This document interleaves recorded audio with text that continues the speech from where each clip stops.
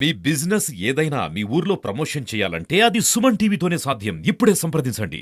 వృషభ రాశి వారిని తీసుకునేటట్లయితే వృషభ రాశిలో కృత్తికా నక్షత్రం 2, 3, 4 పాదాల వారు, రోహిణి నక్షత్రం 1, 2, 3, 4 పాదాల వారు, మృగశిర నక్షత్రం 1, 2 పాదాల వారు ఈ వృషభ రాశి వారు అని చెప్పవచ్చు.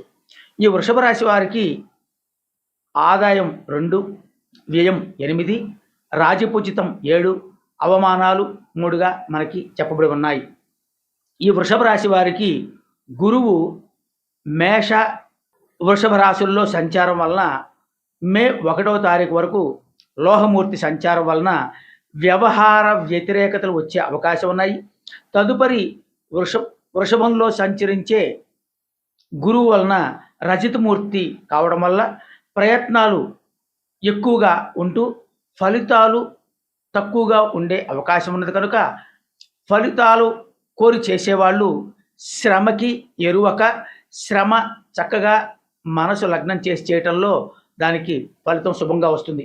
అట్లానే శని మహానుభావుని మనం తీసుకున్నట్లయితే ప్రస్తుతం కుంభంలో సంచరిస్తున్న శని మహానుభావుడు తామ్రమూర్తి అని, ఈ తామ్రమూర్తి వలన చేసే కార్యక్రమాల్లో వ్యాపారాల్లో కావచ్చు, ఏదన్నా రాజకీయ పలుకుబడి కావచ్చు, ఎటువంటి వారికైనా సరే ఈ తామ్రమూర్తి వలన కష్టంతో కొంచెం నష్టంతో కూడిన ఉండి పనులు నెరవేరే అవకాశం ఉంది. కనుక శని శ్లోకాలు చదువుకోవడం, శనికి పరిహారం చేసుకోవడం, ప్రతి శనివారం నూలు ముద్దలు లాంటివి పంచడం వల్ల గోచార శని మహానుభావుడు శుభ ఫలితాలు ఇస్తాడని చెప్పుకోవచ్చు.